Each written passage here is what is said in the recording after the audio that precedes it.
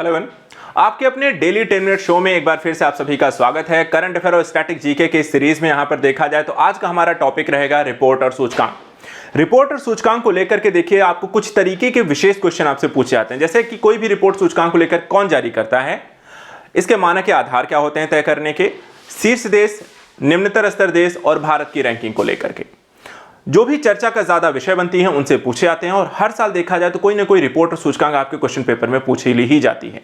ऐसी स्थिति में इनको पढ़ते समय अगर हम कुछ इंपॉर्टेंट चीजों पर गौर करके पढ़ें तो इनको याद भी रखना आसान हो जाएगा और इनके आने वाले क्वेश्चन को हल करना भी आसान हो जाएगा। और आप इन्हें अगर भूलेंगे नहीं तो आपके कुछ नंबर 2 नंबर 3 नंबर 4 नंबर के क्वेश्चन आप आसानी से इसके हल करके आएंगे। चलिए आज देखते हैं कि कौन कौन सी रिपोर्ट और सूचकांक इंपॉर्टेंट है। सबसे पहले देखिए वैश्विक भुखमरी सूचकांक जो बहुत चर्चा का यहां पर विषय बनी हुई है, काफी विवाद भी इसको लेकर के हो रहा है। आइए यहां पे समझते हैं कि क्या है वैश्विक भुखमरी सूचकांक और क्या कहा गया है इस रिपोर्ट में। सबसे पहले देखिए, मैंने कहा कि कौन जारी करता है उस पर नजर डालेंगे तो यहां पर ध्यान दीजिए, यूरोपीय एनजीओ कंसर्न वर्ल्ड वाइड और वेल्थ हंगर लाइफ के द्वारा देखा जाए इसे वार्षिक स्तर पर प्रकाशित किया जाता है। और कब से शुरू किया गया है तो 2006 से यहां पर शुरू किया गया है। दूसरी चीज यहां पर देखिए, वैश्विक भुखमरी सूचकांक को मापन करने के क्या तरीके हैं तो यहां पे देखिए आधार हैं। पहला है अल्प पोषण, पैरामीटर देखिए 4 हैं। अल्प पोषण है, दूसरा है यहां पर चाइल्ड वेस्टिंग, तीसरा है आपको चाइल्ड स्टंटिंग और चौथा है यहां पे बाल मृत्यु दर। तो 4 यहां पे आपके पैरामीटर होते हैं। अब देखिए, अल्प पोषण का मतलब होता है कि किसी भी बच्चे को या कोई भी जो व्यक्ति है यहां पे अपर्याप्त कैलोरी का सेवन करता है। ठीक है, जब रिपोर्ट यहां पर हम बनाते हैं, जो स्कोर देते हैं तो यहां पर 1/3 स्कोर जो होता है अल्प पोषण के लिए मिलता है। दूसरा चाइल्ड वेस्टिंग का क्या मतलब है? चाइल्ड वेस्टिंग का मतलब होता है लंबाई के हिसाब से कम वजन होना। ठीक है, और यहां पर देखा जाए तो 1/6 यहां पर इसको स्कोर दिया जाता है।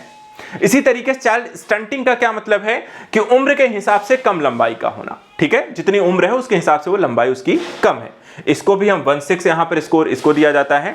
और बाल मृत्यु दर, जो कि 5 वर्ष से कम बच्चों के यहां पे जो मृत्यु होते हैं उन्हें हम बाल मृत्यु दर के अंतर्गत कहते हैं, और इसको भी देखा जाए तो 1/3 होता है। इस तरीके से यहां पर एक स्कोर तैयार किया जाता है और स्कोर के आधार पर देखा जाता है कि किस देश की यहां पर रैंकिंग क्या है। तो चलिए देखते हैं कि इसको कितना यहां पर आपको रैंकिंग कैसी मिली है। तो देखिए यहां पे जो शीर्ष 5 देश हैं इसको ध्यान रखिएगा। पहला यहां पर है बेलास, दूसरा है बोस्निया, तीसरा है हर्जेगोविना, बोस्निया एवं हर्जेगोविना दूसरा है, तीसरा यहां पर देखिए चिली है, चौथा चाइना है और पांचवा क्रोएशिया। तो बेलारूस, बोस्निया, हर्जेगोविना, चिली, ठीक है, तो यहां बेलारूस, बोस्निया एवं हर्जेगोविना, चिली, चीन, क्रोएशिया, टॉप 5 देश, जैसे मैंने कहा शीर्ष 5, निम्नतम 5 और भारत। उसके बाद देखिए तो निचले 5 देशों की रैंकिंग कौन सी है तो यहां पे आप देख सकते हैं लेसोथो, डीआरसी, यमन, मेडागास्कर और मध्य अफ्रीकी गणराज्य। ठीक है, डीआरसी मतलब यहां पर आपको उत्तर कोरिया के बारे में बात कर रहे हैं। भारत की स्थिति, जो कि आपको एक और क्वेश्चन आपके एग्जाम में बनता है, देखिए भारत की रैंकिंग जो है वो ध्यान रखिएगा 111 है। 125 देश टोटल इस रैंकिंग, ध्यान दीजिए, ये भी ध्यान रखिएगा कितने देशों को मिलाकर ये रैंकिंग जारी की गई तो 125 देशों इसमें शामिल हैं इसमें, और इसमें से 111वीं रैंक भारत की है। पिछली रैंकिंग क्या थी? पिछली रैंकिंग थी भारत की 107। तो 2011 में देखा जाए तो रैंक यहां पर भारत की खराब हुई है। स्कोर कितना मिला है भारत को? देखिए 28.7, जो कि यहां पर गंभीर आपको कह सकते हैं कि भुखमरी की स्थिति को दर्शाता है। अल्प पोषण की दर भारत में कितनी है? 16.6 बताई गई। वहीं अंडर 5 जो मृत्यु दर है वो 3.1 बताई गई। महिलाओं में एनीमिया की जो स्थिति है 15 से 24 वर्ष की महिलाओं में 58.1 है। और चाइल्ड वेस्टिंग की जो दर है 18.7 है, जिसे बताया गया है कि विश्व में सर्वाधिक चाइल्ड यहां पर वेस्टिंग की जो समस्या है वो कहां है? भारत में, 18.7। चाइल्ड वेस्टिंग का क्या मतलब होता है कि लंबाई के हिसाब से यहां पर वजन कम होना। भारत के साथ साथ कई बार यहां पे पड़ोसी देशों की रैंकिंग भी तुलनात्मक रूप से पूछ ली जाती है। तो यहां पे देखिए श्रीलंका की 60 है, नेपाल की 69 है, बांग्लादेश की 81 है और पाकिस्तान की 102 है। तो ये यहां पर आपको रैंकिंग है जो वैश्विक भुखमरी सूचकांक 2023 को लेकर के। विवाद यहां पर इसलिए है क्योंकि देखिए भारत की जो पड़ोसी जैसे पाकिस्तान जैसे देश हैं, जहां पर आप देखें अब वहां की स्थिति ऑलरेडी भारत से कई गुना खराब है, लेकिन वहां पर आपको देखा जाए तो आपको भुखमरी की स्थिति भारत वहां पर उनसे भी नीचे है। और इसके कारण यहां पर एक विवाद का ये कारण बना हुआ है जो रिपोर्ट यहां पर जारी की गई है। लेकिन फिलहाल हमें रिपोर्ट से रिलेटेड जो डेटा हमें चाहिए था वो हमने यहां पर देख लिया, इसको बस रिवाइज कर लीजिए, आपको यहां से कोई क्वेश्चन गलत नहीं होगा। दूसरा देखते हैं। दूसरा देखिए वैश्विक दासता सूचकांक 2023 भी ऐसे ही जारी किया गया। यहां पे देखिए कौन जारी करता है इसे, तो जारी करते हैं इसे वॉक फ्री एक्ट मानवाधिकार यहां पे संगठन है जो इसे जारी करता है।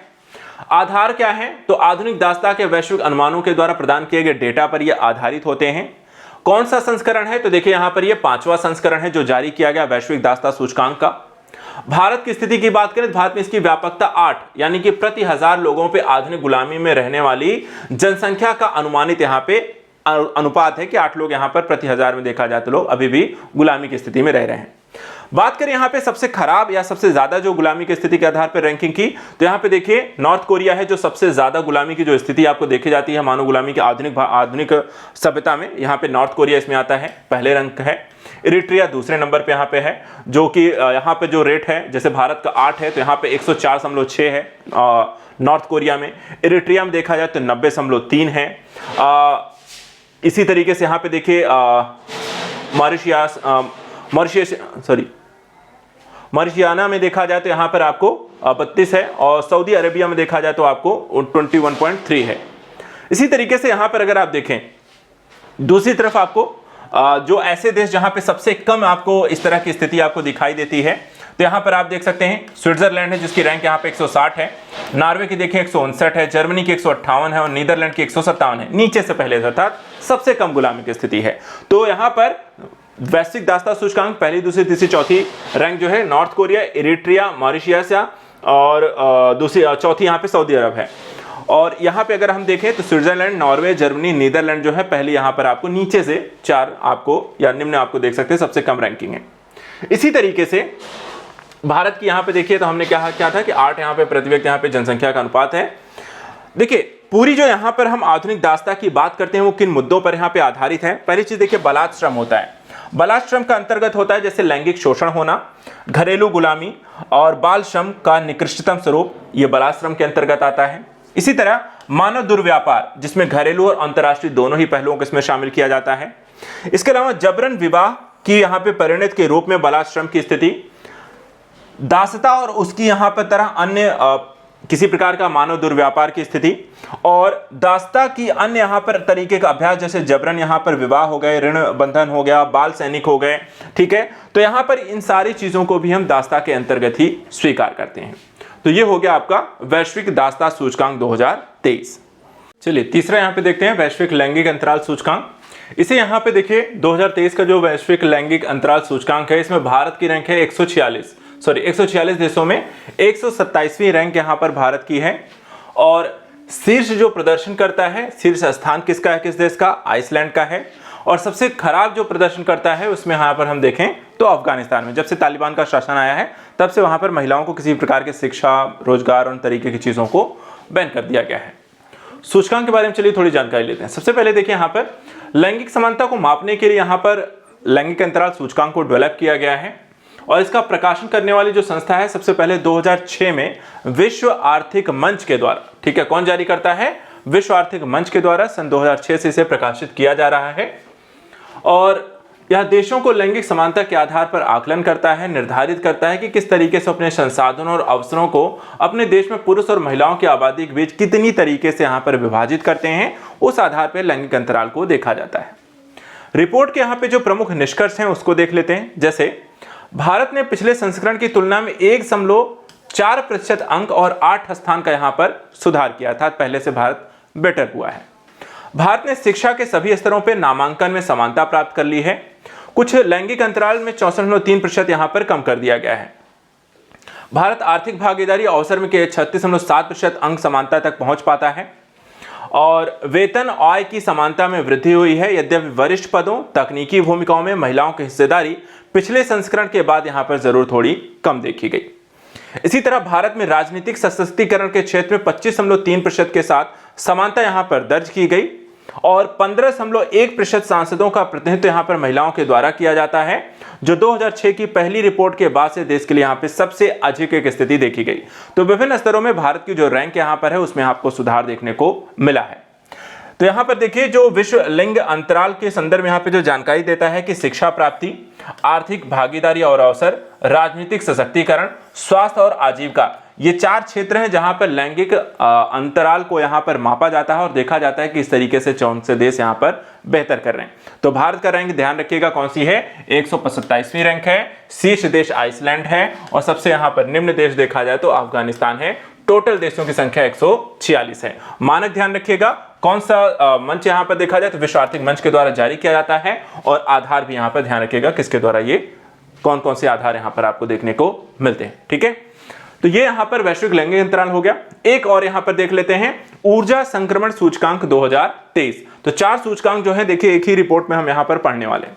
चौथा यहां पे देखिए क्या है, इसे भी देखिए तो विश्व आर्थिक मंच के द्वारा ऊर्जा संक्रमण सूचकांक जारी किया गया, और भारत को वैश्विक स्तर पर देखा जाए तो 67वां स्थान यहां पर आपको प्राप्त हुआ है वैश्विक ऊर्जा संक्रमण सूचकांक में। उद्देश्य क्या होता है इसका, देखिए इस तरह के जो सूचकांक जारी किए जाते हैं इसके आधार पर देशों का मूल्यांकन जो होता है, उनकी ऊर्जा प्रणाली किस तरीके का प्रदर्शन कर रही है, सुरक्षित कितनी है, टिकाऊ कितनी है, समावेशी ऊर्जा संक्रमण के लिए कितनी तत्पर है, इन आधारों पर यहां पर देखा जाए तो आपको रैंक जारी की जाती है। किन किन आधार क्या हैं, ऊर्जा प्रणाली का प्रदर्शन कितना सुरक्षित, टिकाऊ, समावेशी ऊर्जा संक्रमण। शीर्ष स्थान देशों की रैंक क्या है इसमें, तो यहां पे देखिए स्वीडन पहला है, डेनमार्क दूसरा है, नॉर्वे तीसरा है, फिनलैंड चौथा है, और स्विट्जरलैंड को यहां पर शीर्ष 5 स्थान यहां पे प्रदान किए गए हैं। पिछले दशक में देखा जाए तो केवल 41 देशों के द्वारा लगातार इसमें आपको प्रगति दिखाई गई है, वो एक स्थिति इसमें दिखाती है। अब बात कर लेते हैं कि रिपोर्ट की यहां पे प्रमुख विशेषताएं क्या क्या हैं, जैसे कि भारत के संदर्भ में देखिए, भारत ऊर्जा संक्रमण सूचकांक के न्यायसंगत और सुरक्षित टिकाऊ आयामों को यहां पर ऊर्जा परिवर्तन की गति में तेजी लाने के लिए संदर्भ में देखी गई एकमात्र यहां पर प्रमुख अर्थव्यवस्था के तौर पर रिपोर्ट में बताया गया। दूसरा, भारत की प्रगति का जो श्रेय है सार्वभौमिक बिजली पहुंच, स्वच्छ खाना पकाने के लिए विकल्प और नवीकरणीय ऊर्जा उत्पादन में वृद्धि को यहां पर दिया जा सकता है। इसके अलावा भारत के लिए चुनौतियों में आयात पर निर्भरता, कार्बन सघन ऊर्जा मिश्रण, रोजगार सृजन के साथ आर्थिक विकास के संतुलन को स्थापित करने में भी देखा जाए तो महत्वपूर्ण रहा। दीर्घकालीन ऊर्जा परिवर्तन के लक्ष्यों को प्राप्त करने के लिए भारत के द्वारा निरंतर प्रगति, स्वच्छ ऊर्जा निवेश को बढ़ावा देना, निम्न कार्बन प्रौद्योगिकी, अनुसंधान में निवेश, प्रभावी नीति प्रबंधन, साझेदारी की आवश्यकता जैसे पहलुओं को भी देखा जाए तो यहां पर महत्वपूर्ण बताया गया है। तो ओवरऑल देखा जाए तो यहां पर आज हमने यहां पे 4 सूचकांक देखे, इन चारों के संदर्भ में यहां पे हमने डेटा देखा, और जो मैंने बताया रिपोर्ट और सूचकांक को पढ़ते समय हमेशा बस इन पहलुओं को अगर आप ध्यान रखेंगे तो आपको आसानी से कोई भी रिपोर्ट सूचकांक याद हो जाएंगे। तो आज के लिए इतना ही, नेक्स्ट वीडियो में कुछ और इंपॉर्टेंट चीजों को लेकर डिस्कस करते रहेंगे। आप मेरे साथ जुड़े रहिए, डेली यहाँ पर शाम को 6 बजे डेली 10 मिनट शो के अंतर्गत हम कुछ न कुछ नया सीखेंगे, नया पढ़ेंगे और नई चीजों के बारे में जानकारी हासिल करेंगे। Thank you so much and good luck.